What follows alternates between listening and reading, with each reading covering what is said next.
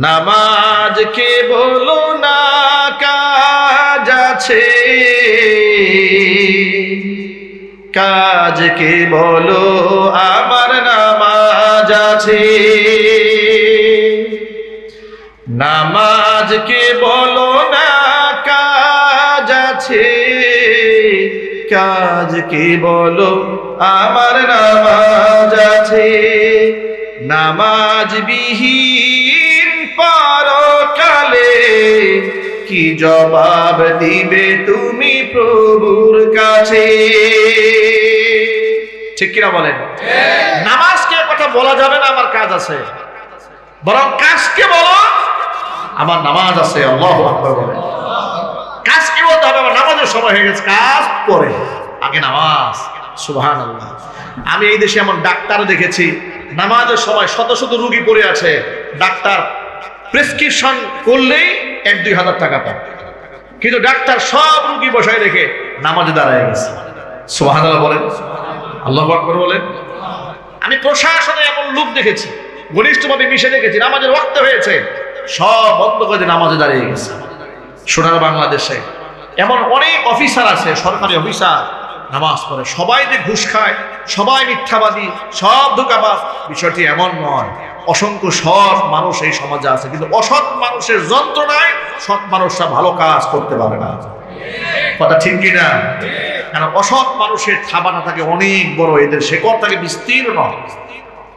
ভাইরা আমার, তাহলে 3টা কাজে বিলম্ব না। এক হচ্ছে নামাজের ওয়াক্ত হয়ে গেলে বিলম্ব করা যাবে না। 2 নাম্বার আল জানাজাতু ইদা হাদারাত, জানাজার নামাজ হাজির হয়ে গেলে বিলম্ব করা যাবে না। 3 নাম্বার ওয়াল আইয়িমু ইদা ওয়াজাদতা লাহা কুফুয়ান, ছেলে মেয়ে বিবাহের উপযুক্ত হয়ে গেলে বিবাহ দেওয়ার ক্ষেত্রে কাল বিলম্ব করা যাবে না। মেয়ে বিবাহের উপযুক্ত হয়েছে, আপনি বিলম্ব করছেন, এই মেয়ে যদি আল্লাহ না করেন, যদি কোনো প্রকারের অসৎ কর্মের সাথে জড়িয়ে যায়, ছেলে বিবাহের উপযুক্ত হয়েছে, আপনি বলবেন ক্যারিয়ার গড়ো, ক্যারিয়ার গড়ো, নিজের পায়ে দাঁড়াও, নিজের পায়ে দাঁড়াও।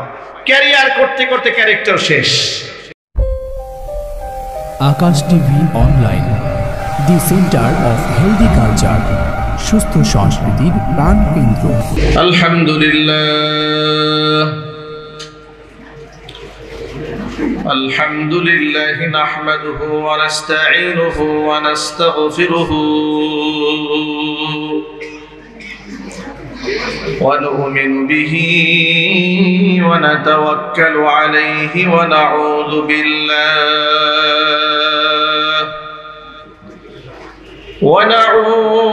বিল্লাহি মিন শুরুরি আনফুসিনা ওয়া মিন সাইয়্যাতি আ'মালিনা। من يهده الله فلا مضل له ومن يضلله فلا هادي له، ونشهد أن لا إله إلا الله وحده لا شريك له، ونشهد أن سيدنا ونبينا وحبيبنا وشفيعنا ومولانا محمد ورسوله الذي أرسله بالحق بشيرا ونذيرا وداعيا إلى الله بإذنه وسراجا منيرا. أما بعد فأعوذ بالله من الشيطان الرجيم. بسم الله الرحمن الرحيم. ربنا وابعث فيهم رسولا منهم يتلو عليهم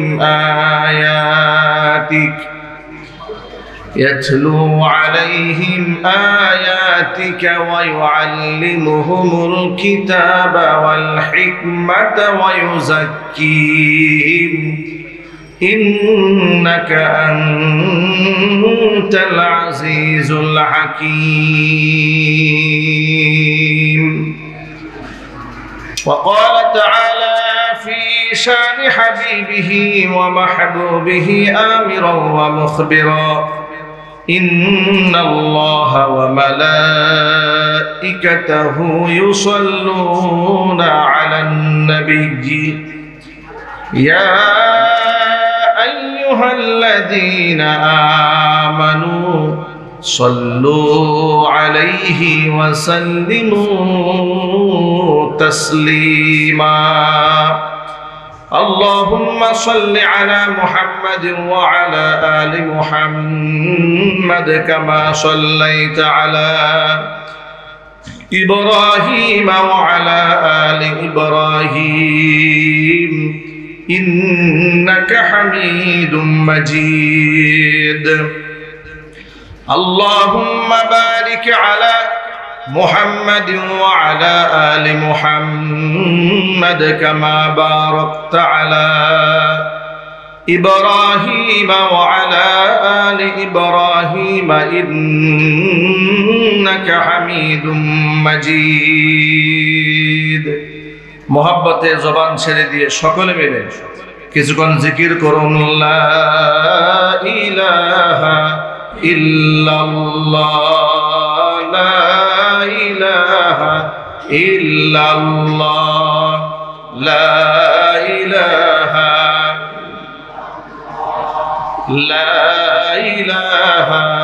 ইল্লাল্লাহ লা ইলাহা ইল্লাল্লাহ. মোহাব্বতে সকলেই বলুন লা ইলাহা ইল্লাল্লাহ লা ইলাহা ইল্লাল্লাহ লা ইলাহা ইল্লাল্লাহ মুহাম্মাদুর রাসূলুল্লাহ সাল্লাল্লাহু আলাইহি ওয়াসাল্লাম. ঐতিহ্যবাহী গাজীপুর জেলার অন্তর্গত মদিনাতুল উলুম মাদ্রাসা ও এলাকাবাসীর উদ্যোগে 13তম বার্ষিকী তাফসীরুল কুরআন মাহফিলের শেষ অধিবেশনের সম্মানিত সভাপতি জনাব কবির হোসেন লিটন মৃধা, সাবেক সহ সভাপতি গাজীপুর মহানগর যুবদল ও সাবেক আহ্বায়ক ছাত্রদল টুঙ্গী সরকারি কলেজ, মহতারাম সভাপতির নেক হায়াত আল্লাহ তাআলা দারাজ করুন। আজকের বার্ষিক ওয়াজ মাহফিলের সম্মানিত প্রধান অতিথি জনাব আলহাজ শরাফত হোসেন, সাবেক সভাপতি টুঙ্গী পূর্ব থানা বিএনপি ও সাবেক সহ সভাপতি ছাত্রদল কেন্দ্রীয় সংসদ, মহতারাম প্রধান অতিথির নেক হায়াত আল্লাহ তাআলা দারাজ করেন, তার খিদমাতের ওয়াসাত আল্লাহ রাব্বুল আলামিন বৃদ্ধি করে দেন।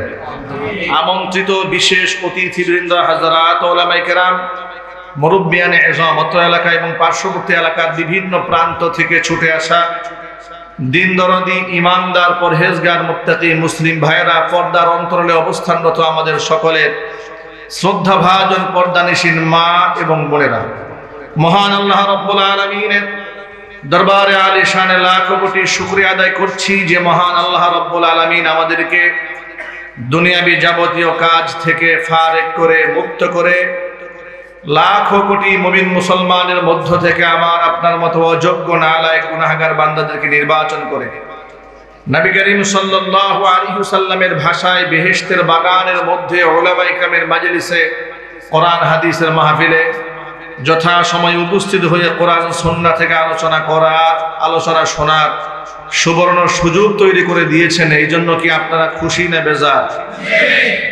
কম না বেশি? হৃদয়ের সবটুকুন ভালোবাসা উজাড় করে শ্রদ্ধা জড়িত কণ্ঠে মহান মনিবের শেখানো ভাষায় শুকরিয়া আদায় করছি। জবান ছেড়ে দিয়ে সকলে একযোগে বলছি আলহামদুলিল্লাহ। রব্বানা লাকাল হামদ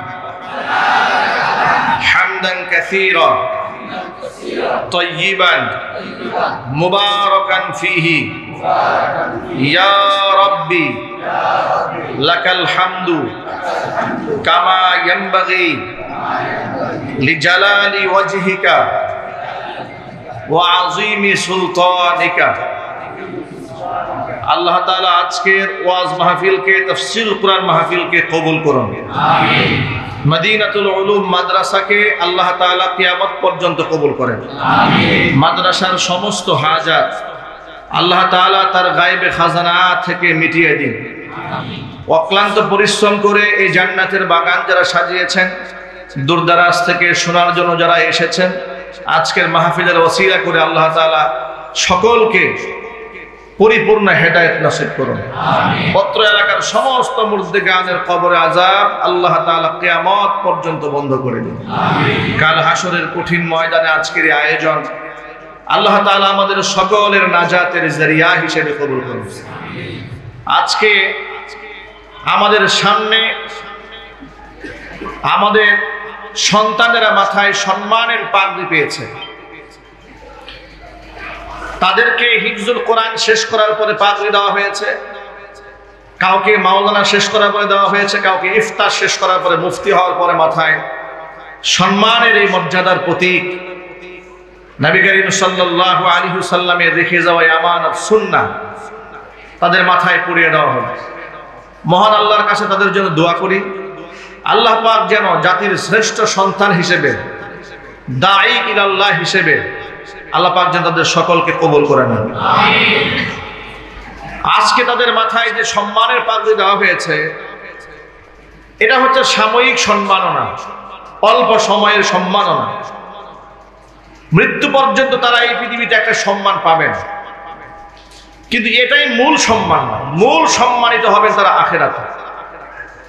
তারা এত বেশি সম্মানিত হবেন, নবী করিম সাল্লাল্লাহু আলাইহি ওয়াসাল্লাম বললেন, মান ক্বারাআল কুরআনা ওয়া আমিলা বিহি, যে ব্যক্তি নিজে কোরআন পড়ে সেই অনুযায়ী আমল করে, উলবিসা ওয়ালিদাহু তাজা ইয়াউমাল কিয়ামা, কিয়ামতের দিন তার পিতা এবং মাতাকে জান্নাতে নূরের মুকুট পরানো হবে।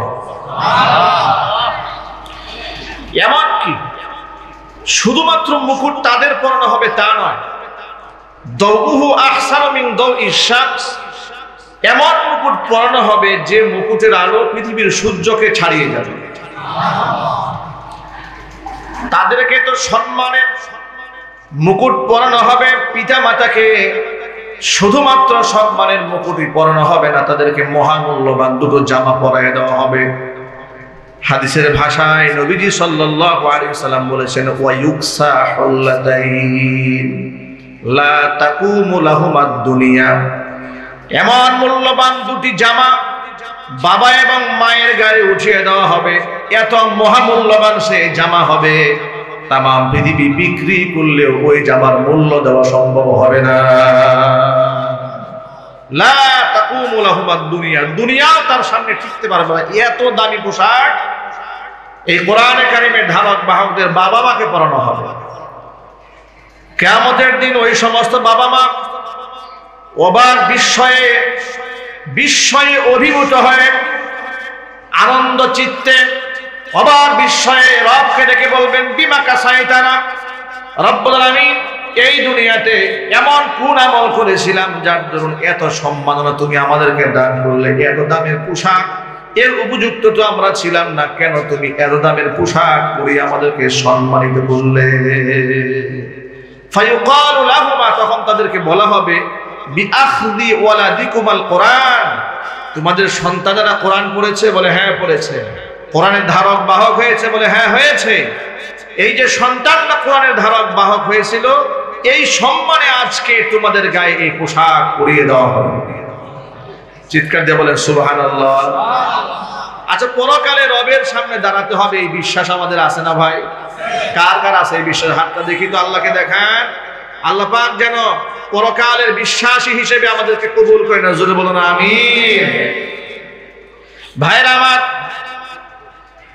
যে ব্যক্তি আল্লাহ পাকের কোরআনের ধারক এবং বাহক হয়, আল্লাহ পাক তার সম্মান কত উপরে উঠায় দেন।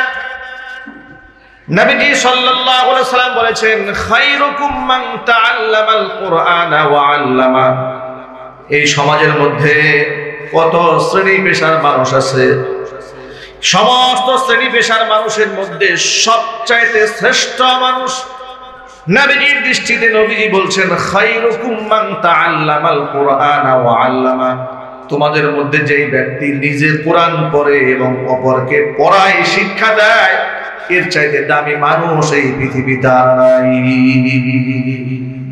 তারা অনেক দামি মানুষ যারা আল্লাহ পাকের কোরআন পড়ে এবং আল্লাহ পাকের কোরআন শিক্ষা দেয়। সুবহানাল্লাহ বলেন।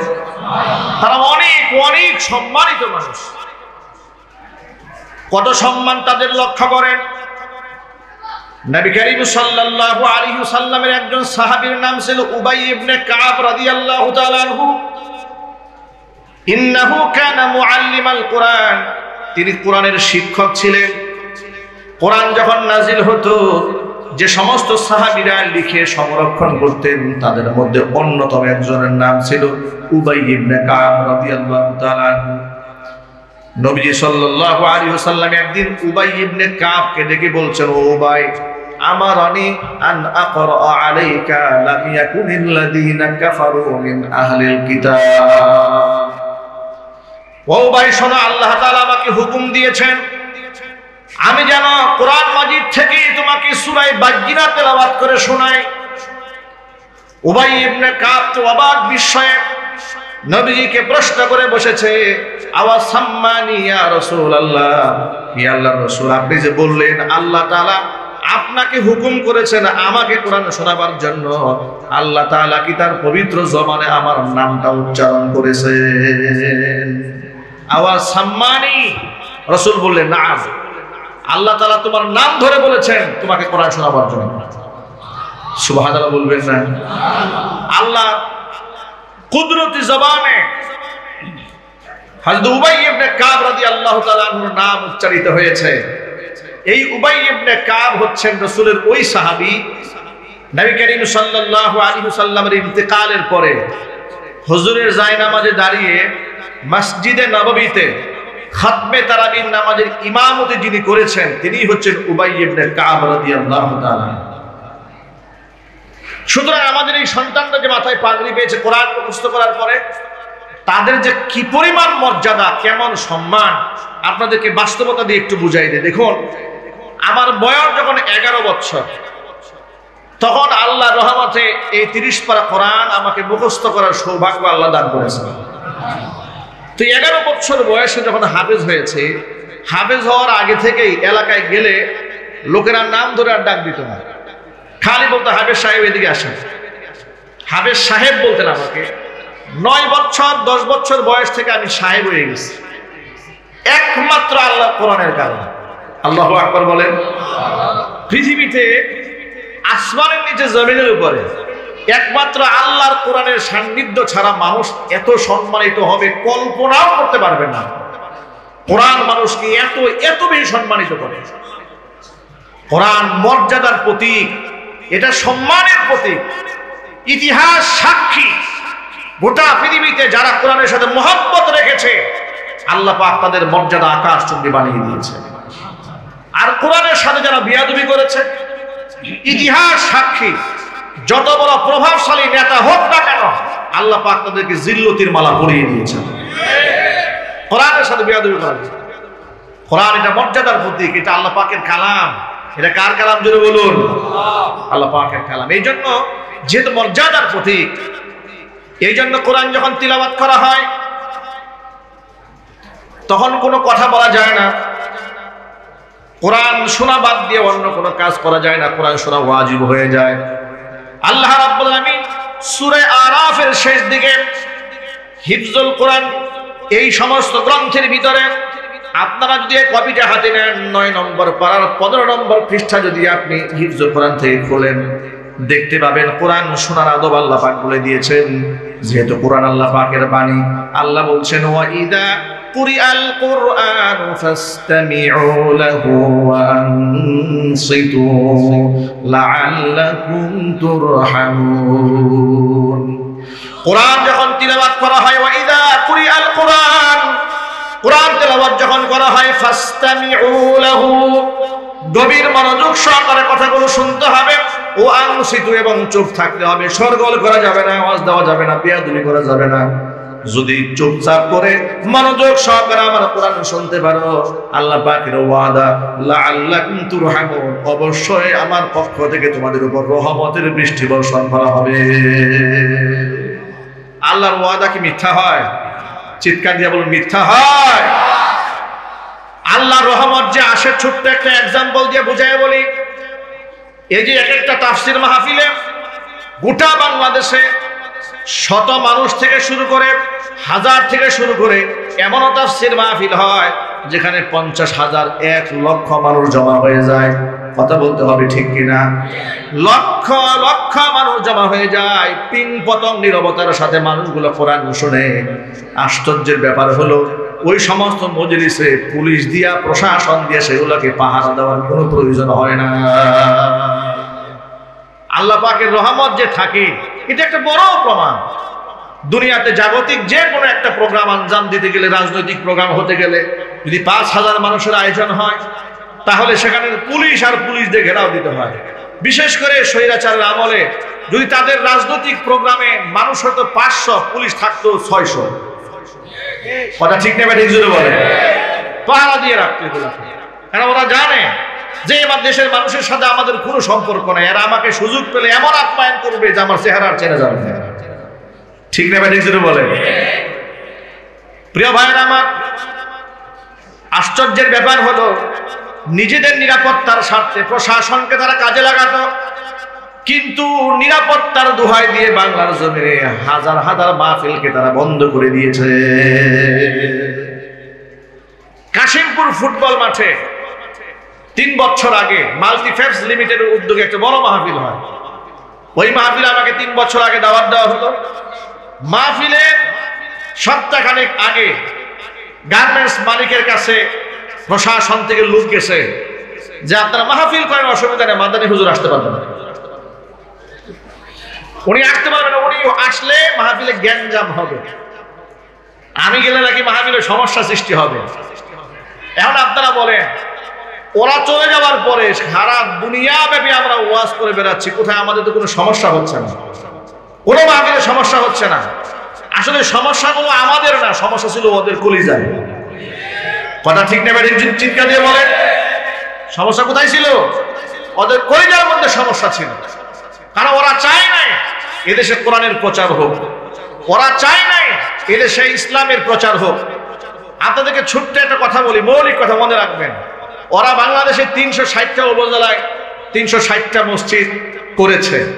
এটা নিয়ে সারা দুনিয়া ঘুরে ঘুরে বলতো যে 360টা উপজেলাতে আমরা মসজিদ বানিয়েছি, আমরা ইসলামের কত বড় দরদি।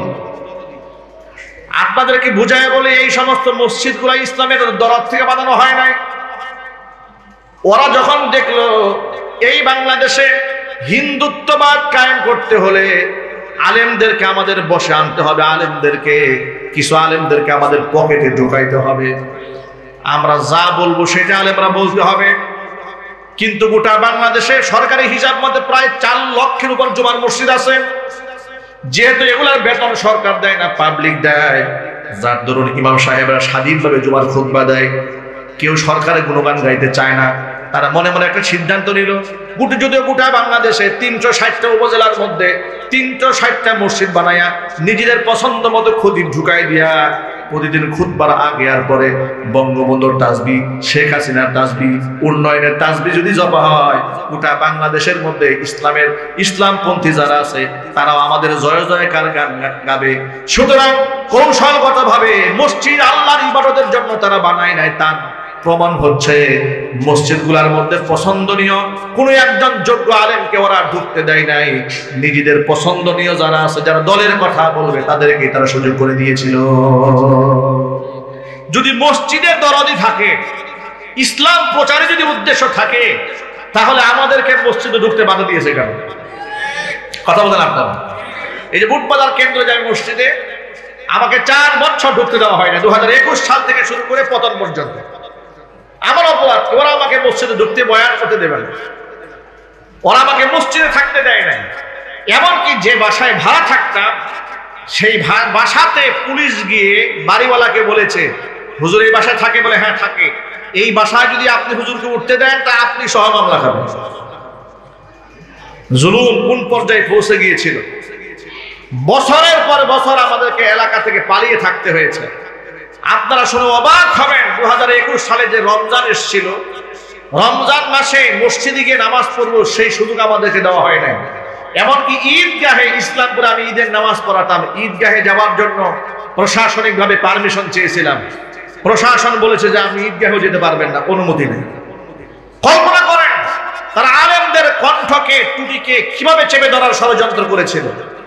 আলেমদের সাথে গুস্তাখি আর বিয়াদবি করার কারণে এমন জিল্লতির মালা আল্লাহ পরিয়ে দিয়েছে, পৃথিবীর কোন শাসককে আল্লাহ এত অপমানিত করেন নাই যেত অপমানিত স্বৈরাচারী হাসিনাকে করেছে।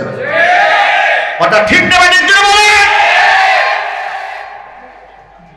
হাজার হাজার মানুষকে খুন করেছে, হাজার হাজার মানুষকে গুম করেছে, অসংখ্য আলেমের নামে মিথ্যা মামলা দিয়েছে। আমার বিরুদ্ধে 4-5টা মামলা দিয়েছে। মাহফিল স্টেজ থেকে ধরে নিয়ে মামলা দিয়েছে, পকেটের মধ্যে 16টা ককটেল বোমা পাওয়া গেছে। ওই সেই মামলার কথাই প্রধানমন্ত্রী বললেন, যে মামলার আসামি ছিলাম আমরা সকলে। 150 জন আসামি, বিএনপির বড় বড় নেতা, এই সমস্ত নেতা কর্মীরা সব আমার পেছনের আসামি। আমি হলাম ওই মামলার 1 নম্বর আসামি। কল্পনা করেন, বিএনপির এমপি, মন্ত্রী, মহানগরে বড় বড় দায়িত্বশীল সব 5 নম্বর, 7 নম্বর, 10 নম্বর, 54 নম্বর আসামি। ওই মামলার 1 নম্বর আসামি আমি। এই জন্য আমি একটা দুঃখ করে বলেছিলাম, আমার তো মনে হয় যে বেগম খালেদা জিয়ার পরে পুরা গাজীপুরে আমার উপর কোনো নেতা নাই। কথা ঠিক না জুড়ে বলেন?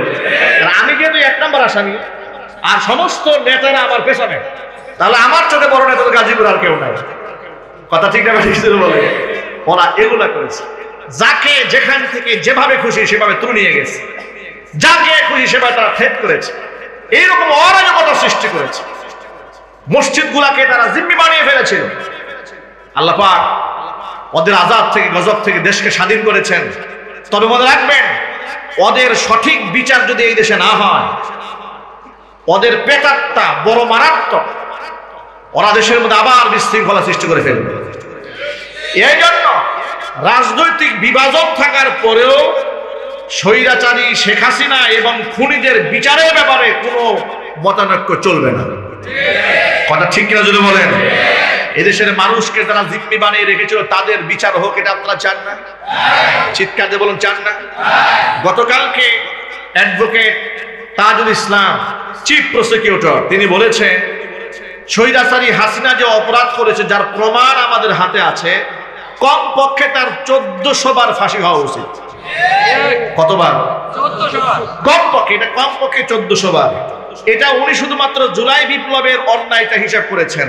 শাপলা চত্বরে যদি হিসাব শুরু হয়ে যায়, 57 জন সেনা অফিসারের হিসাব যদি শুরু হয়ে যায়, 2021 সালে বাইতুল মুকাররমে পুলিশকে ওয়ার্ডার দিয়ে নামাজরত মুসল্লিদেরকে গুলি করে হত্যা করেছে, সেটা যদি শুরু হয়ে যায়, 16 বছরের গুম আর খুনের তালিকা তৈরি করে যত মানুষ খুন করেছে তার যদি তালিকা তৈরি করা হয়, তাহলে 1400 বার না 14,000 বার ফাঁসি দিলেও স্বৈরাচারী হাসিনাকে পাপ করেছে তার প্রায়শ্চিত্ত হবে না।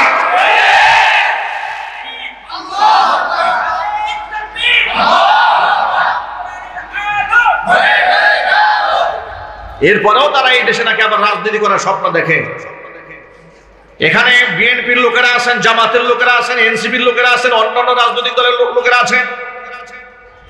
এক বাক্যে সকলে জবাব দিতে হবে, বাংলার জমিনের খুনিদের বিচার হওয়ার আগ পর্যন্ত এই দেশে তাদের রাজনীতি করার কোনো অধিকার নাই। রাজি আছেন কিনা? তো হাত দেখতে চাচ্ছি। খুনিদের বিচার হতে হবে। খুনিদের সাথে যে ব্যক্তি আপোষ করবে, মুসলমান তাকে বয়কট করবে। কথা বলতে হবে, ঠিক কিনা বলে?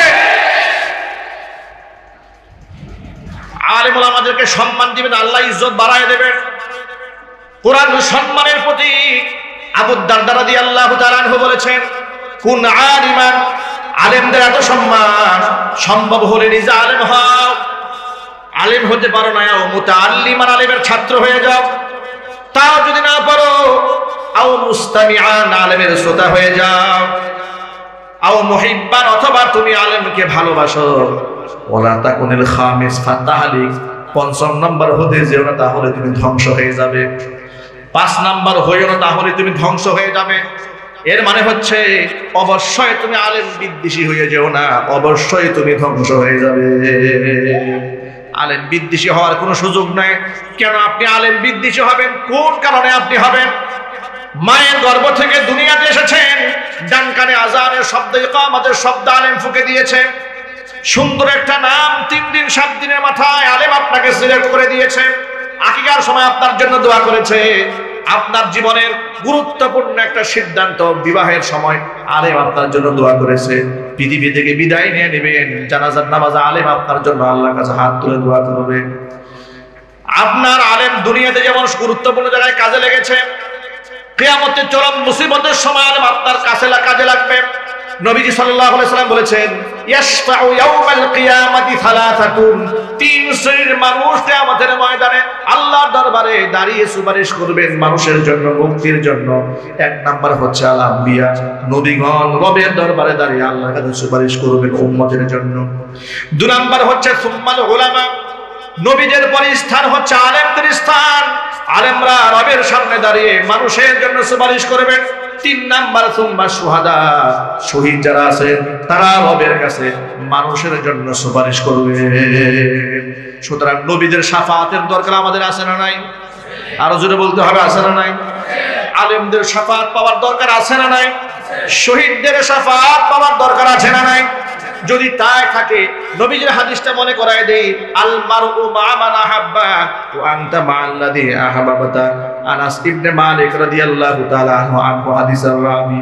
হাদিসটা বুখারীতে এসেছে। হযরত আনাস বলেন, খারাজনা মা'আন নবী সাল্লাল্লাহু আলাইহি ওয়াসাল্লাম মিনাল মসজিদিন নববী, মসজিদ নববী থেকে নবীর সাথে নামাজ পড়ে বের হয়েছে। ফাজা রাজুলুন ওয়াসালা, জনৈক ব্যক্তি এসে রাসূলকে প্রশ্ন করে বসলেন, মাতা তাকুমুস সাআ ইয়া রাসূলুল্লাহ, ও আল্লাহর নবী কিয়ামত কবে কায়েম হবে? ফাসাকাতা, রাসূল চুপ হয়ে গেলেন, কোনো জবাব দিলেন না। সাহাবী আবার প্রশ্ন করলেন, মাতা তাকুমুস সাআ ইয়া রাসূলুল্লাহ, ও আল্লাহর নবী আপনি বললেন না কিয়ামত কবে কায়েম হবে? নবী চুপ থাকলেন। তৃতীয়বার তিনি আবার প্রশ্ন করলেন, মাতা তাকুমুস সাআ ইয়া রাসূলুল্লাহ, ও আল্লাহর নবী কবে কিয়ামত কায়েম হবে? নবীজি এবার তাকে পাল্টা প্রশ্ন করলেন, ফামা আদাবতালাহা, কিয়ামতের জন্য তোমার প্রস্তুতি কি? কারণ কিয়ামতের জ্ঞান একমাত্র আল্লাহ ছাড়া কারো জানা নাই। 5টা জ্ঞান এমন আছে একমাত্র রব তার সম্পর্কে জানেন। আসমান জমিনের লৌহ কলমের চাঁদ সূর্যে অবস্থানরত কোনো ফেরেশতাও তার খবর রাখে না। ওই খবর একমাত্র আল্লাহর কাছে আছে। কয়টা জিনিস? জোরে বলুন। 5টা জিনিসের খবর একমাত্র আল্লাহর কাছে আছে। 1 নাম্বার হচ্ছে ইন্নাল্লাহা ইনদাহু ইলমুস সাআ, কিয়ামতের জ্ঞান, কবে কিয়ামত হবে আল্লাহ ছাড়া কেউ জানে না। লা ইয়ালামুহু নাবিয়্যুম মুরসালুন ওয়ালা মালাকুম মুকাররাবুন, নৈকট্য প্রাপ্ত কোনো ফেরেশতাও জানে না। প্রেরিত কোনো নবী রাসূলকে আল্লাহ পাক সেই ব্যাপারে ইলম দান করেন নাই। হাদিসে জিবরিলের মধ্যে এসেছে, নবীজি সাল্লাল্লাহু আলাইহি সাল্লামকে হযরত জিবরাইল আলাইহিস সালাতু ওয়াস সালাম প্রশ্ন করেছিলেন, মাতা সাআ।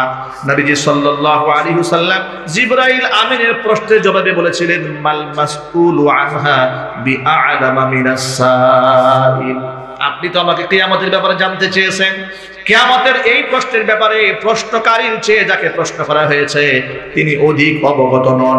এর মানে যিনি প্রশ্ন করেছেন তিনিও যেমন অবগত নন, যাকে প্রশ্ন করা হয়েছে তিনিও অবগত নন। কিয়ামতের জ্ঞান একমাত্র কার কাছে আছে? 1 নাম্বার। 2 নাম্বার হচ্ছে ওয়ায়ুনাজ্জিলুল গায়সা, মেঘমালা কোথায় বৃষ্টি বর্ষণ করবে সেই জ্ঞান একমাত্র আল্লাহর কাছে আছে। 3 নাম্বার ওয়ায়ালামু মা ফিল আরহাম, মাতৃগর্ভে কোন সন্তান আছে একমাত্র আল্লাহর কাছে তার ইলম আছে। 5 নাম্বার ওয়ামা তাদরি নাফসুম মাযা তাকসিবু গাদা, আগামীকাল বান্দা কি করবে এই পৃথিবীর কোনো মানুষ এটা বলতে পারবে না। 4 নাম্বার হচ্ছে ওয়ামা তাদরি নাফসুম বিআইয়ি আরদিন তামুত ইন্নাল্লাহা আলিমুন খাবীর, বান্দা কোন জমিনে তার মৃত্যু হবে এটা আল্লাহ সারা পৃথিবীর কেউ বলতে পারবে না। কেউ বলতে পারবে? আরো চিৎকার দিয়ে বলুন, পারবে? আমাদের পরিচিত এক ভাই একদিন এসে বলে, হুজুর ডাক্তারের কাছে গিয়েছিলাম, ডাক্তার সমস্ত পরীক্ষা নিরীক্ষা করে বলেছেন যে আমি আর 3 মাস বাঁচবো। কয় মাস? ডক্টর বলেছে 3 মাস বাঁচবো। কয় হুজুর এরপর থেকে ডাক্তার কাছে আসছি 7 বছর আর ডাক্তার কাছে যাই না। আল্লাহু আকবার বলে। ডাক্তার দেখানো বাদ দিয়ে দিয়েছি, 3 মাস তাকে আমি বাঁচবো, 7 বছরে আল্লাহ পাক আমাকে মৃত্যুবরণ করার নাই। আমি পরে তার জন্য দোয়া করেছি যে আল্লাহ আপনার নেক হায়াত দারাজ করুন। একটু জোরে বলুন আল্লাহুম্মা আমিন। কবে কখন কার মৃত্যু হবে এই সংবাদ একমাত্র কার কাছে আছে? আল্লাহ পাকের কাছে। তো সাহাবী প্রশ্ন করলেন কিয়ামত কবে কায়েম হবে? রাসূল চুপ থাকলেন 3 বার। চতুর্থবার যখন আবার প্রশ্ন করেছেন, নবী তাকে পাল্টা প্রশ্ন করলেন, ফামা আদাত তালাহা, কিয়ামতের কথা বারবার জানতে চাও? মাঠ তো বড় ভয়াবহ মাঠ, যে মাঠে মা সন্তানের পরিচয় দিবে না। সূরা আবাসার মধ্যে আল্লাহ বলেছেন, ইয়াউমা ইয়াফিরুল মারউ মিন আখিহি ওয়া উম্মিহি ওয়া আবিহি ওয়া সাহিবাতিহি ওয়া বানিহি। মানুষ সেদিন ভাই থেকে, মা থেকে, পিতামাতা থেকে, সন্তান থেকে, পরিবার পরিজন থেকে পালায়া বেড়াবে। ওই মাঠের জন্য তোমার প্রস্তুতি কি? সাহাবী বললেন, নবীজি কিয়ামতের জন্য তো অনেক প্রস্তুতি নিতে পারে নাই, অনেক নামাজ, অনেক দান সদকা, এমন কিচ্ছু জমা করতে পারে নাই, তবে আমি অন্তর থেকে আল্লাহ এবং তার রাসূলকে বড্ড ভালোবাসি।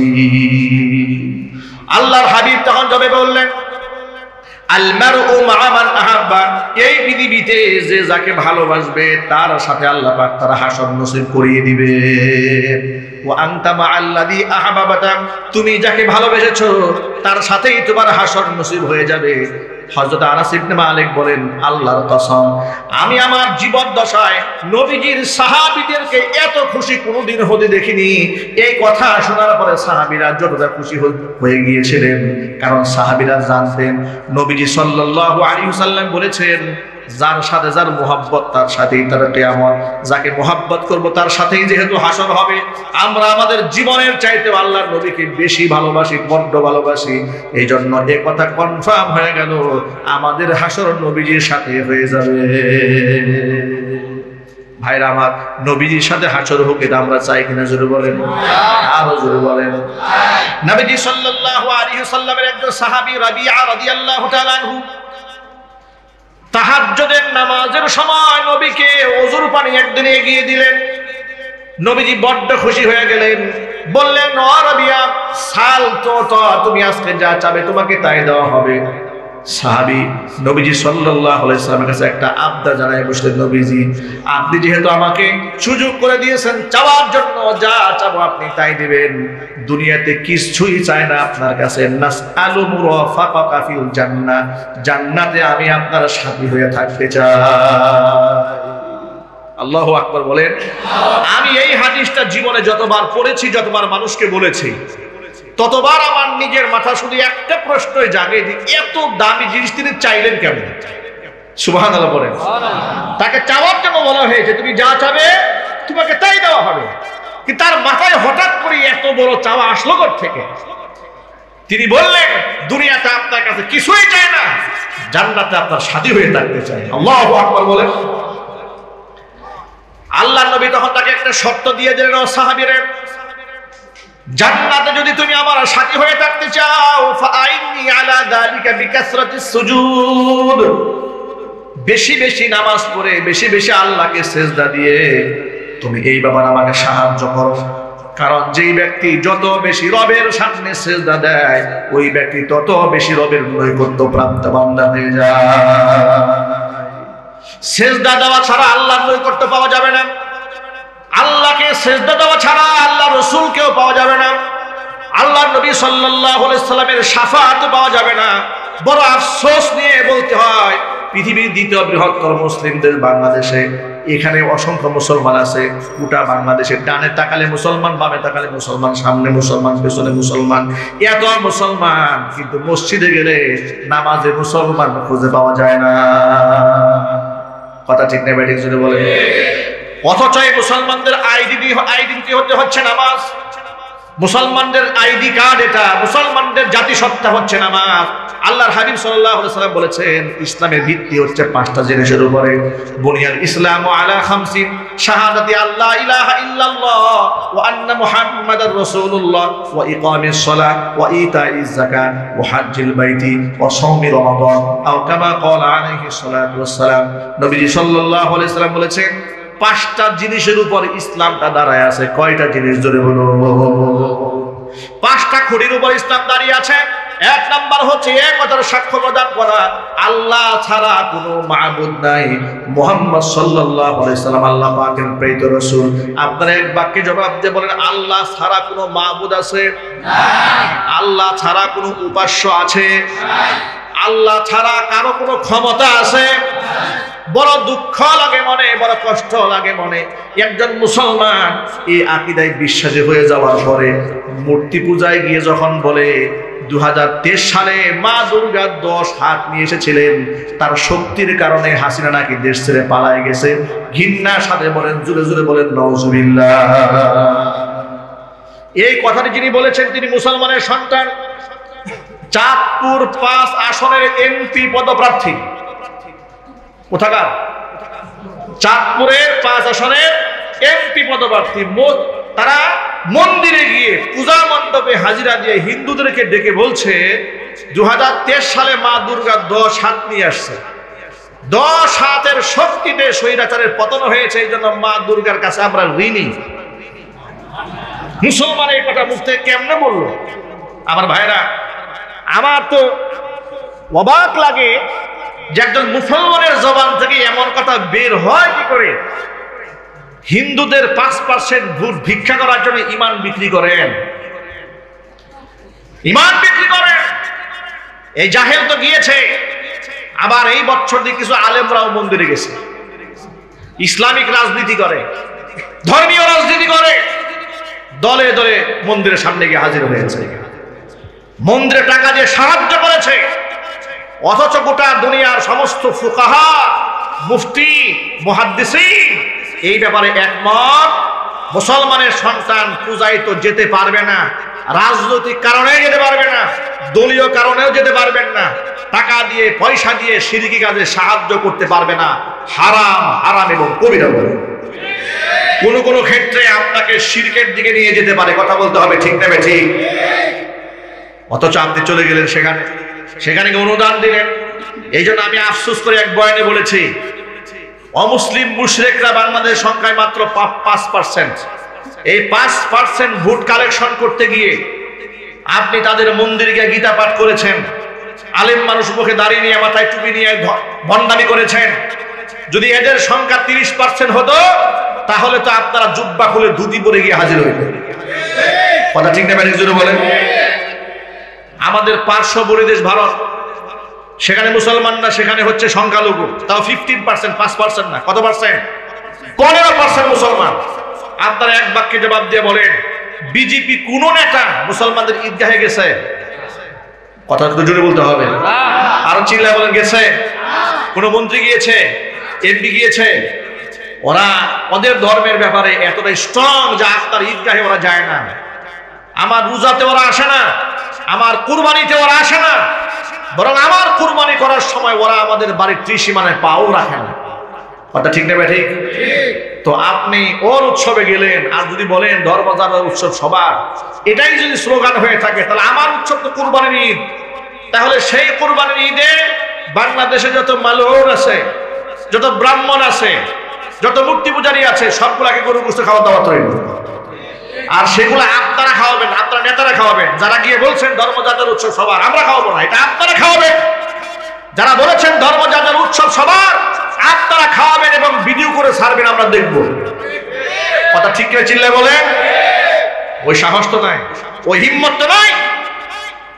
ইমানকে মজবুত করেন, মনে রাখবেন আল্লাহ ছাড়া কারো কোনো ক্ষমতা নাই, সব মিথ্যা, সব ভ্রান্ত, সকল ক্ষমতার মালিক কে?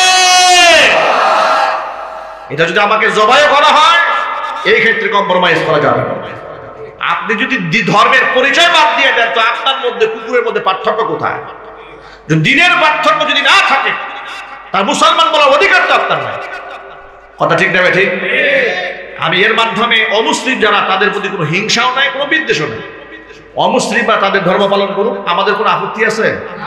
আমরা বাধা দেব, ভাঙচুর করবো? কোনো সুযোগ নাই। আপনি যাওয়ার দরকারটা কি? বলে হতো আমি রাজনীতি করি, রাজনৈতিক নেতা, তো আপনাকে যাওয়ার পারমিশন কে দিয়েছে?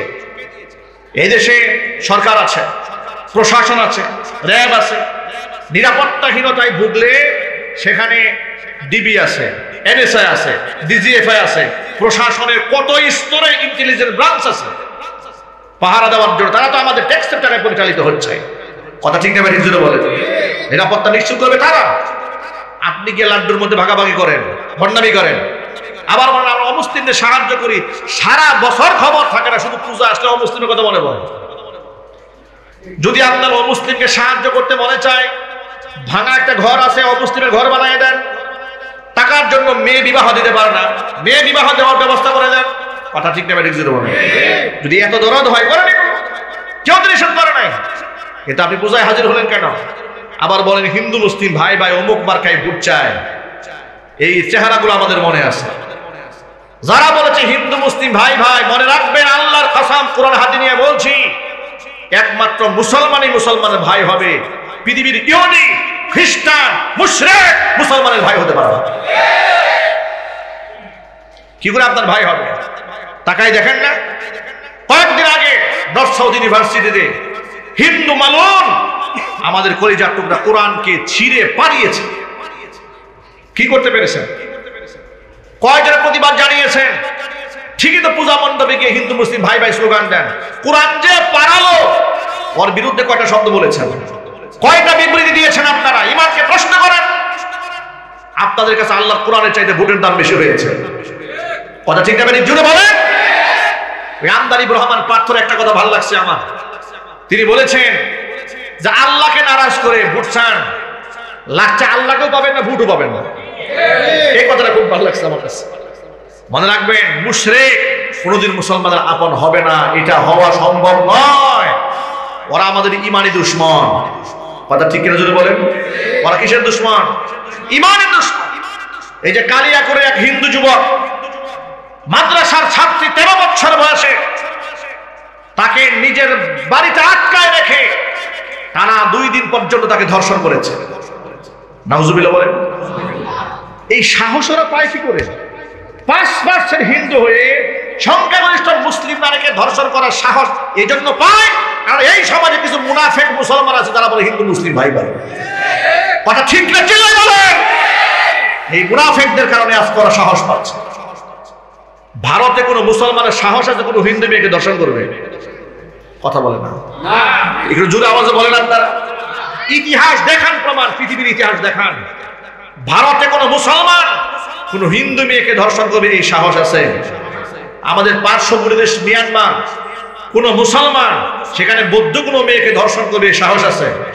চায়নাতে কোনো মুসলমান কোনো বৌদ্ধকে ধর্ষণ করবে সাহস আছে?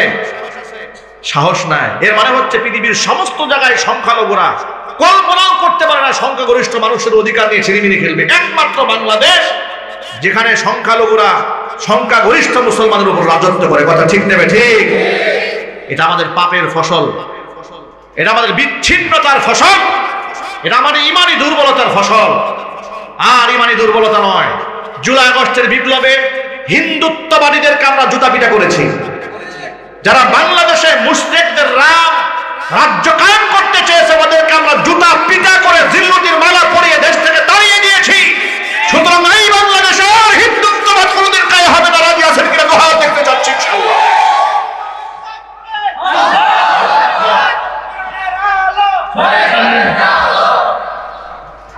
প্রিয় বন্ধুগণ, এজন্য ঈমান ও ইসলামের ক্ষেত্রে কোনো আপোষ নাই। লা ইলাহা, এই কথা মনে থাকবে ইনশাআল্লাহ। ভাইরা আমার, 5টা জিনিসের উপর ইসলাম দাঁড়িয়ে আছে, 5টা খুঁটির উপরে। 1 নাম্বার হচ্ছে লা ইলাহা ইল্লাল্লাহ ওয়া আন্না মুহাম্মাদুর রাসূলুল্লাহ, মুহাম্মদ সাল্লাল্লাহু আলাইহি ওয়াসাল্লাম আল্লাহ পাকের রাসূল। 2 নাম্বার ইকামিস সালাহ, নামাজ কায়েম করতে হবে। 3 নাম্বার ওয়া ইতাই যাকাত, যাকাত দিতে হবে। 4 নাম্বার ওয়া হাজ্জিল বাইতি ওয়া সাওমি রমাদান, সামর্থ্য থাকলে বাইতুল্লাহ হজ যেতে হবে। হজ যাদের ফরজ হয়েছে, এখানে ছোট্ট একটা কথা বলে দিই, আমাদের বাংলাদেশে ট্রেডিশন দাঁড়িয়েছে যে হজে যাওয়ার আগ্রহের চাইতে উমরায় যাওয়ার আগ্রহ বেশি। কথা ঠিক না? ইদানিং এটা আমরা খুব বেশি দেখতেছি। ধনী মানুষ হজে যাওয়ার আগে উমরায় যাচ্ছে আর বলছে যে হজের তো ব্যাপক খরচ হয় আর অনেক আমলের ব্যাপার, একটা অভিজ্ঞতা নিয়ে আসে আগে গিয়ে পরে হজ যাবে না।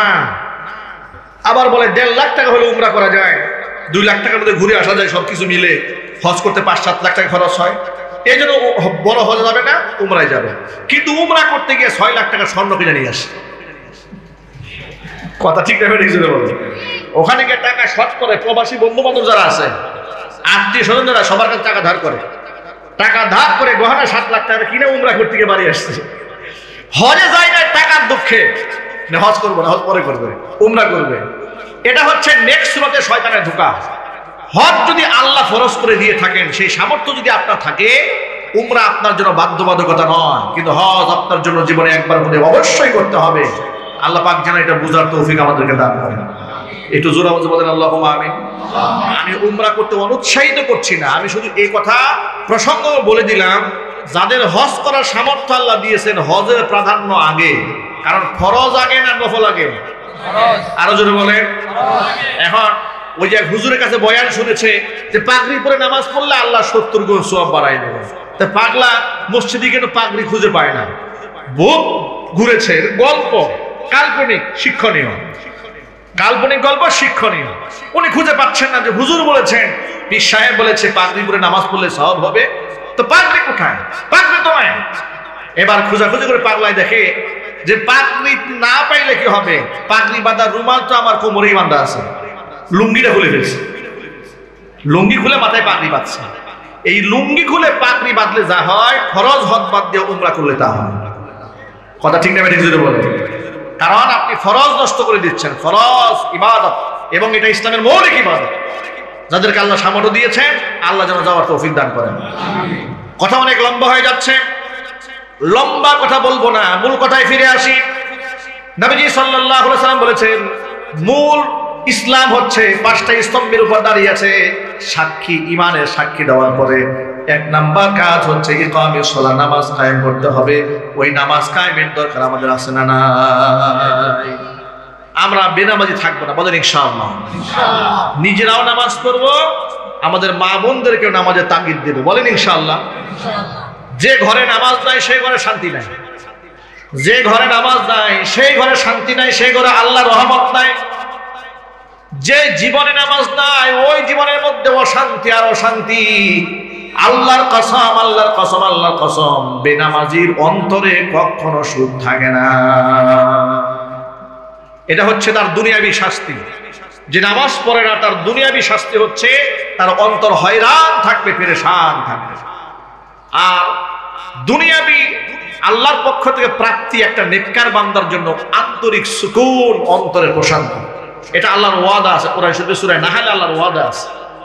আয়াতটা আপনাদেরকে শোনাই যে আল্লাহ বলছেন, মান আমিলা সালিহাম মিন যাকারিন আও উনসা ওয়া হুয়া মুমিন ফালানুহিয়ান্নাহু হায়াতান তাইয়্যিবা ওয়া লানাজজিয়ান্নাহুম আজরাহুম বিআহসানি মা কানু ইয়ামালুন।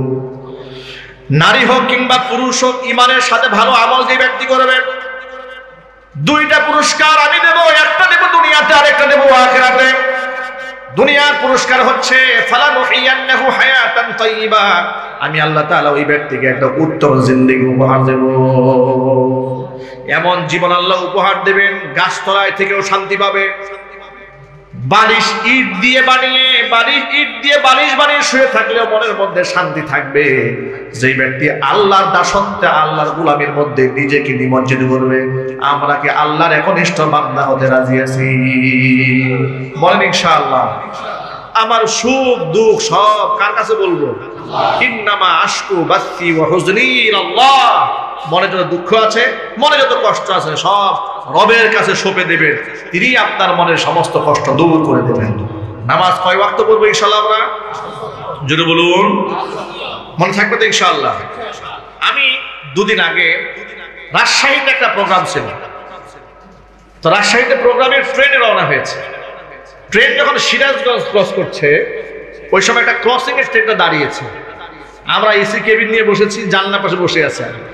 দেখি বিরাট বড় ক্ষেত, মানে একদম সাধারণত রেল লাইন গুলো ক্ষেতের মাঝখান দিয়ে থাকে, ঠিক না? ক্ষেত, বিরাট বড় ক্ষেত। দেখলাম দুধারে পানি, ক্ষেত, এরকম একদম নীরব একটা গ্রাম। সেই গ্রামের জনবিচ্ছিন্ন এলাকা, একটা মাত্র কৃষক ক্ষেতের আইলে দাঁড়িয়ে নামাজ পড়তেছে। আল্লাহু আকবার বলবেন না? দেখে এত তৃপ্তি লাগলো মনে, আমি সাথে সাথে মোবাইল বের করেছি ভিডিও করে রাখার জন্য, যে আমরা যে ওয়াজ করি নসিহত করি এর কাছে তো জিবরাইল আসে নাই, ওর কাছে মিকাইল ফেরেশতা আসে নাই, সরাসরি মুহাম্মদ সাল্লাল্লাহু আলাইহি ওয়াসাল্লাম এর কাছে আসে নাই, কিন্তু ওয়ারাসাতুল আম্বিয়া নবীগণের দাওয়াত আলেমদের মাধ্যমে আল্লাহ তাআলা মানুষের কলিজার মধ্যে কোথায় পৌঁছে দিয়েছেন, কোন কোন জায়গায় পৌঁছেছে কল্পনা করা যায় না। মরু প্রান্তরের মধ্যে বিরাট এলাকা, একা একটা মানুষ নামাজে দাঁড়িয়ে আছে। আল্লাহু আকবার বলেন, কি সুন্দর দৃশ্য এটা। তখন মনে মনে ভাবলাম, একটা কৃষক ক্ষেতের আইলে মাঝখানে গামছা গায়ে দিয়ে নামাজ পড়ে, এইরকম একটা জীর্ণ শীর্ণ পরিবেশে, অথচ এই দেশে কত ধনীর দুলালরা আছে, এসিতে থাকে, ডিসিতে থাকে, কম্বল তুষক বিছানা, লাক্সারিয়াস লাইফ লিড করে, এমনকি ঘরের কোনায় মসজিদ, মুয়াজ্জিন আযান দেয়, তার সিজদা রবের সামনে দিতে মনে চায় না, এমন কপাল পুরা মানুষ এই সমাজে আছে না? কল্পনা করা যায়? একজন তো আইলে দাঁড়িয়ে নামাজ পড়ে। এই জন্য কোরআন শরীফে আল্লাহ পাক নামাজের ব্যাপারে একটা চমৎকার কথা বলেছেন, ওয়া ইন্নাহা লাকাবীরাতুন ইল্লা আলাল খাশিঈন।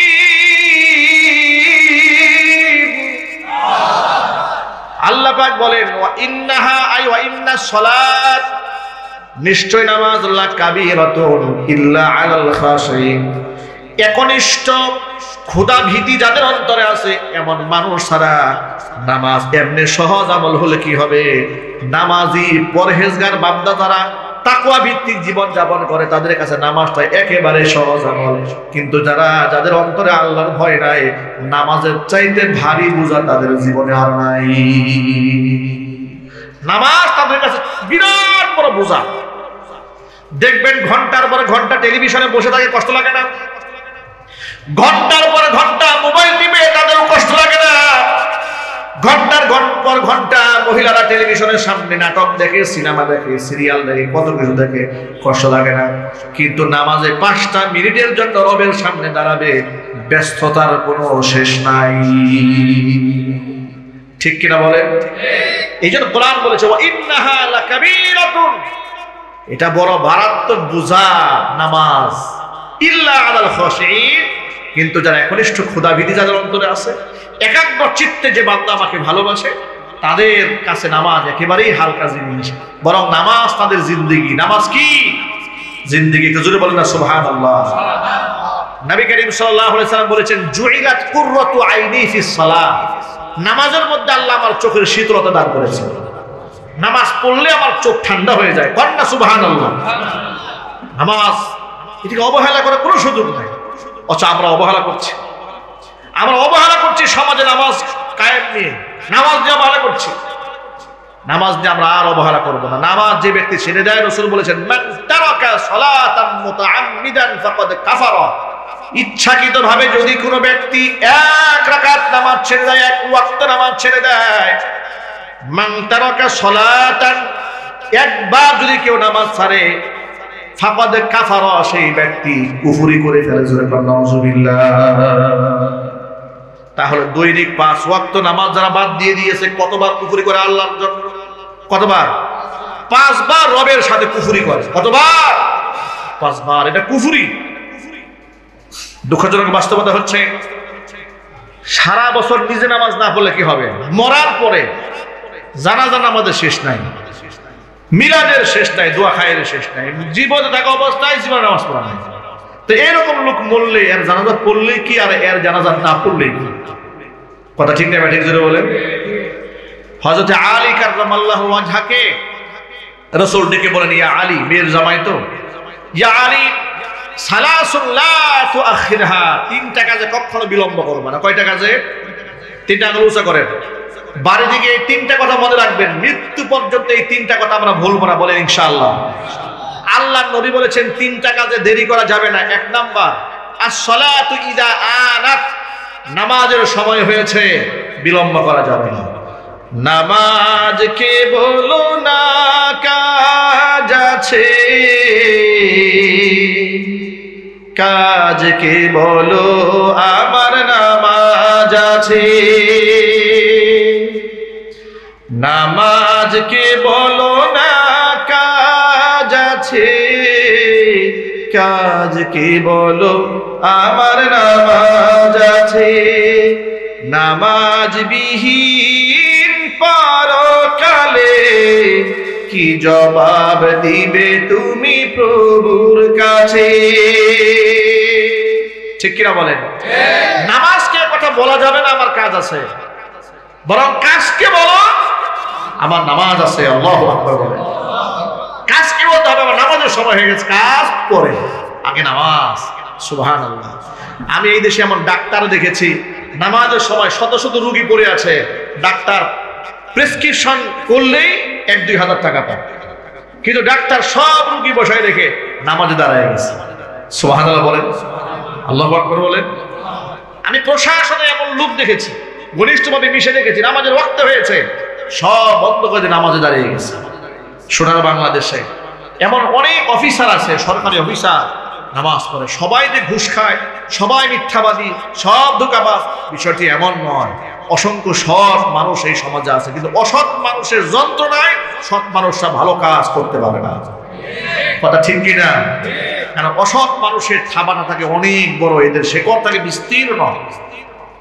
ভাইরা আমার, তাহলে 3টা কাজে বিলম্ব না। এক হচ্ছে নামাজের ওয়াক্ত হয়ে গেলে বিলম্ব করা যাবে না। 2 নাম্বার, ওয়াল জানাজাতু ইদা হাদারাত, জানাজার নামাজ হাজির হয়ে গেলে বিলম্ব করা যাবে না। 3 নাম্বার, ওয়াল আইয়িমু ইদা ওয়াজাদতা লাহা কুফুয়ান, ছেলে মেয়ে বিবাহের উপযুক্ত হয়ে গেলে বিবাহ দেওয়ার ক্ষেত্রে কাল বিলম্ব করা যাবে না। মেয়ে বিবাহের উপযুক্ত হয়েছে, আপনি বিলম্ব করছেন। এই মেয়ে যদি আল্লাহ না করেন, যদি কোনো প্রকারের অসৎ কর্মের সাথে জড়িয়ে যায়, ছেলে বিবাহের উপযুক্ত হয়েছে, আপনি বলবেন ক্যারিয়ার গড়ো, ক্যারিয়ার গড়ো, নিজের পায়ে দাঁড়াও, নিজের পায়ে দাঁড়াও।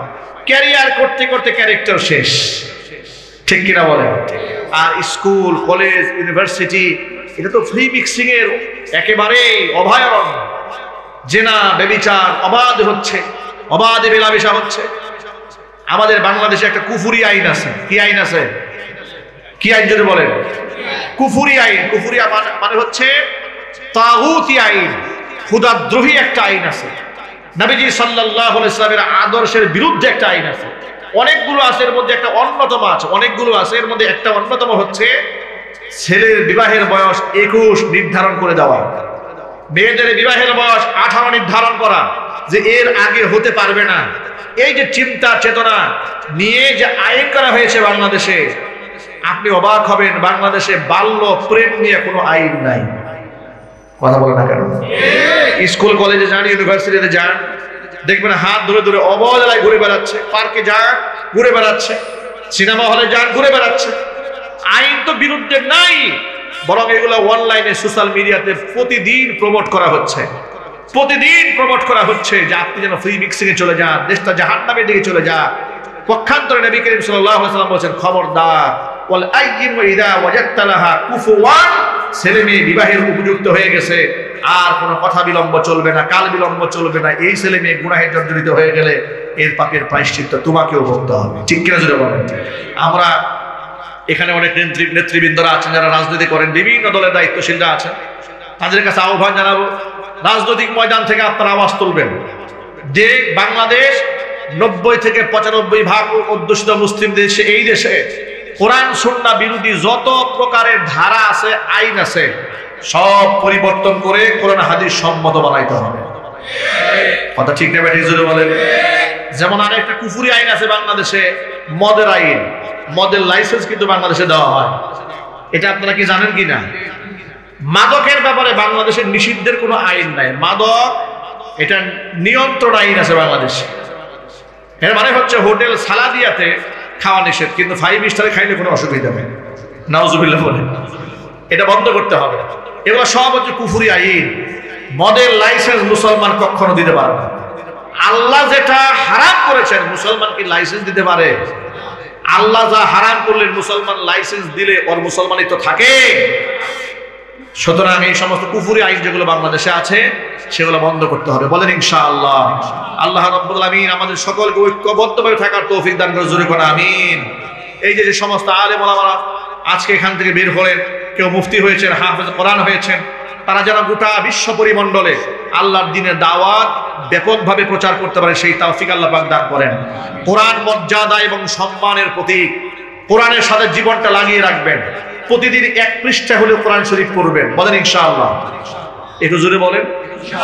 ফজরের নামাজের পরে নিয়মিত সূরা ইয়াসিন তিলাওয়াত করবেন। নবী করিম সাল্লাল্লাহু আলাইহি ওয়াসাল্লাম বলেছে, যেই ব্যক্তি ফজরের পরে একবার সূরা ইয়াসিন তেলাওয়াত করে ওই দিনের সারা দিনের জিম্মাদারি আল্লাহ পাক নিজ হাতে গ্রহণ করেন।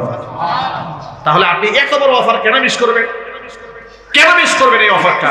আল্লাহর কাছে জিম্মা দিয়ে আপনি চলেন না, দেখেন না আল্লাহ কত সম্মানের জীবন দান করেন, বলেন ইনশাআল্লাহ।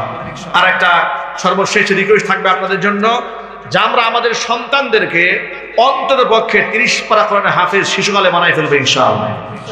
আপনাকে যদি আপনার সন্তানকে যদি ডাক্তার বানাতে চান, ইঞ্জিনিয়ার বানাতে চান, রাজনীতিবিদ বানাতে চান, আপত্তি নাই। আপনার সন্তান হবে ডাক্তার, ইঞ্জিনিয়ার। আপনার সন্তান হবে হাফেজ ডাক্তার, হাফেজ ইঞ্জিনিয়ার, হাফেজ ব্যারিস্টার, হাফেজ এমপি, হাফেজ মন্ত্রী। ঠিক কিনা বলেন? শিশুকালে কোরআনটা অন্তরে ঢুকাই দেয়, তাহলে আপনার সন্তান বড় হওয়ার পর নাস্তিক হবে না, বেঈমান হবে না, আপনাকে ঘাড় ধাক্কা দেবে না, বুড়ো হয়ে গেলে আপনাকে বৃদ্ধাশ্রমে পাঠাবে না, আপনার সেবায় আপনার পায়ে বিদেশে জান্নাত তালাশ করবে, যদি আপনি সন্তানদেরকে হাফেজ কোরআন বানাতে চান, বলেন ইনশাআল্লাহ। এই মাদ্রাসাগুলোর মধ্যে আমরা আমাদের সন্তানকে দেব। আমি যেখানে বাড়ি করেছি জাজর, আমি এখানে আমার ছোট্ট একটা বাড়ি করেছি। ছোট্ট বাড়িতে ছোট্ট একটা মাদ্রাসা করেছে, প্রতিষ্ঠান নাম দিয়েছে আমার নামের সাথে মিলিয়ে জামিয়া মাদারিয়া আরাবিয়া গাজীপুর। সেখানে অত্যন্ত ফার্স্ট ক্লাস মানের পরিবেশ করে, মানসম্মত করে, যাতে করে আপার লেভেলের, এই সমাজে তো নানান ক্যাটাগরি আছে। কিছু লোক আছে যারা নিম্ন মধ্যবিত্ত, কিছু আছে মধ্যবিত্ত, কিছু আছে উচ্চবিত্ত। তো যারা এই সমাজের খুব এলিট পিপল, যারা সন্তানদেরকে ভালো একটা পরিবেশে তারা পড়াতে চান, অনেক সময় পরিবেশ পান না। আলহামদুলিল্লাহ আমাদের ছোট্ট পরিসরে আমরা এরকম প্রতিষ্ঠান করেছি যেখানে কোটিপতির ছেলেরাও স্বাচ্ছন্দ্যে পড়াশোনা করতে পারবে ইনশাআল্লাহ। আপনাদের সকলের আমাদের মাদ্রাসার দাওয়াত থাকলো, এবং আমাদের মাদ্রাসার জন্য আপনারা দোয়া করবেন, বলেন ইনশাআল্লাহ। আর এই যে সমস্ত প্রতিষ্ঠান, অর্থাৎ মদিনাতুল উলুম মাদ্রাসা, এই মাদ্রাসা হিফজখানা আছে, কিতাবখানা আছে, দাওরাই হাদিস আছে, ইফতা পর্যন্ত আছে। এখানে কিছু ছাত্ররা পাগড়ি নিয়েছে, তার কিন্তু মুফতি হয়েছে, আলহামদুলিল্লাহ বলেন। একটু জোরে বলুন আলহামদুলিল্লাহ। এই মাদ্রাসাকে আল্লাহ পাক কিয়ামত পর্যন্ত কবুল করেন। এর সাথে আপনাদের হৃদয়ের সম্পর্ক রাখবেন, ভালোবাসার সম্পর্ক রাখবেন। মাদ্রাসা যদি টিকে থাকে, ইসলাম টিকে থাকবে। ইসলাম যদি টিকে থাকে, এই দেশের স্বাধীনতা, সার্বভৌমত্ব নিরাপদ থাকবে। ঠিক কিনা জোরে বলেন? ইসলাম পন্থীরা এবং আল্লাহ বলা মানুষ যারা, আল্লাহকে যারা ভয় পায়, তারা কিন্তু রাষ্ট্রকে অনেক ভালোবাসে। কারণ তারা বিদেশে টাকা চুরি করে বিদেশে পাঠায় না, বাহিরে তাদের সন্তানরাও থাকে না, এমনকি সুইস ব্যাংকে তাদের অ্যাকাউন্ট থাকে না, তাদের যা থাকে তাদের এই বাংলাদেশেই থাকে। তারাই হচ্ছে আসল দেশপ্রেমিক। ঠিক কিনা? এই জন্য এই প্রতিষ্ঠানগুলো আপনারা ধরে রাখবেন তো ইনশাআল্লাহ। একটু জোরে বলেন ইনশাআল্লাহ। আল্লাহ পাক যেন আমাদের সন্তানদেরকে হাফেজ কোরআন, আলেমে দ্বীন হওয়ার তৌফিক দান করে, জোরে করে আমিন। আমি ছোট্ট একটা রুমাল পাঠিয়ে দেবো ভাইদের কাছে। এই রুমালের মধ্যে হয়েছে? আচ্ছা, স্টেজে আর কোনো ভাইয়ের দেওয়ার বাকি আছে হাদিয়া তো বা কিছু আর? আচ্ছা, দুশো পড়েন। আল্লাহুম্মা সাল্লি আলা মুহাম্মাদ ওয়া আলা আলি মুহাম্মাদ কামা সাল্লাইতা আলা ইব্রাহিম ওয়া আলা আলি ইব্রাহিম ইন্নাকা হামিদুম মাজিদ। আল্লাহুম্মা বারিক আলা মুহাম্মাদ ওয়া আলা আলি মুহাম্মাদ কামা বারাকতা আলা ইব্রাহিম ওয়া আলা আলি ইব্রাহিম ইন্নাকা হামিদুম মাজিদ। আল্লাহুম্মা আমিন। ربنا ظلمنا أنفسنا وإن لم تغفر لنا وترحمنا لنكونن من الخاسرين. ربنا لا تزغ قلوبنا بعد إذ هديتنا وهب لنا من لدنك رحمة إنك أنت الوهاب. رب العالمين رحمتك নজর দিয়ে তাকায় দেখো, আমরা গুনাহগার বড় আশা নিয়ে তোমার শাহী দরবারে হামদখানা বাড়িয়ে দিয়েছি। কোরআন সুন্নাহর আলোচনার ভুল বেয়াদবি ক্ষমা করে সওয়াবের হাদিয়াটুকু কবুল করে মঞ্জুর করে সোনার মদিনায় তোমার হাবিবের রওজা মুবারকে পৌঁছিয়ে দাও। তামাম পৃথিবীর মাটির নিচে যত মুমিন মুমিনাত, মুসলিমিন মুসলিমাত চির বিদায় হয়ে চলে গেছেন, তাদের আরওয়াহের উপর সওয়াবের হাদিয়াগুলো পৌঁছিয়ে দাও। আমাদের মা বাপ যাদের দুনিয়ার জমিন থেকে বিদায় হয়ে গেছেন, মা বাবার কবরগুলোকে জান্নাতের টুকরায় পরিণত করে দাও। যাদের পিতা মাতা বেঁচে আছেন, হায়াতের তয়্যিবা নসিব করে দাও। রব্বুল আলামিন মদিনাতুল উলুম মাদ্রাসাকে তুমি কবুল এবং মঞ্জুর করে নাও। মাদ্রাসার সমস্ত হাজাত তোমার গায়েবে খাজানা থেকে মিটিয়ে দাও। টাকা দিয়ে, পয়সা দিয়ে, বুদ্ধি, সব সময় দিয়ে জান্নাতের বাগান যারা সাজিয়েছেন, দূর দারাজ থেকে শোনার জন্য যারা এসেছেন, খালি হাতে কাউকে ফিরিয়ে দিও না, সকলকে বেগুনা মাসুম হিসেবে আল্লাহ তুমি কবুল করে নাও। নেতৃবৃন্দরা হাত তুলে ধরেছেন, আল্লাহ মেহেরবানি করে যোগ্য নেতৃত্বের জন্য আল্লাহ তাদের সকলকে তুমি কবুল এবং মঞ্জুর করে নাও। রব্বুল আলামিন, পর্দার অন্তরাল থেকে মা বোনেরা বয়ান শুনেছেন, মা বোনদের মাফ করে দাও। নিঃসন্তানী মাকে সন্তান দান করো। স্বামী স্ত্রীর মধ্যে মহাব্বত না থাকলে মহাব্বত পয়দা করে দাও। আমার মা বোনদেরকে আবেদা, জাহেদা, সালেহা, কানিরা হিসেবে কবুল এবং মঞ্জুর করে নাও। অত্র এলাকার সমস্ত মুর্দিগানের খবর আজম আল্লাহ কিয়ামত পর্যন্ত বন্ধ করে দাও। যুবক ভাইরা হাত তুলে ধরেছেন, খালিদ বিন ওয়ালিদ রাদিয়াল্লাহু তাআলা আনহুর যোগ্য উত্তরসূরি হিসেবে কবুল করে নাও। বৃদ্ধ বাবারা হাত তুলে ধরেছেন, নেক হায়াত দারাজ করে দাও। উলামা ইকরাম হাত তুলে ধরেছেন, খিদমাতের ওয়াসাত বৃদ্ধি করে দাও।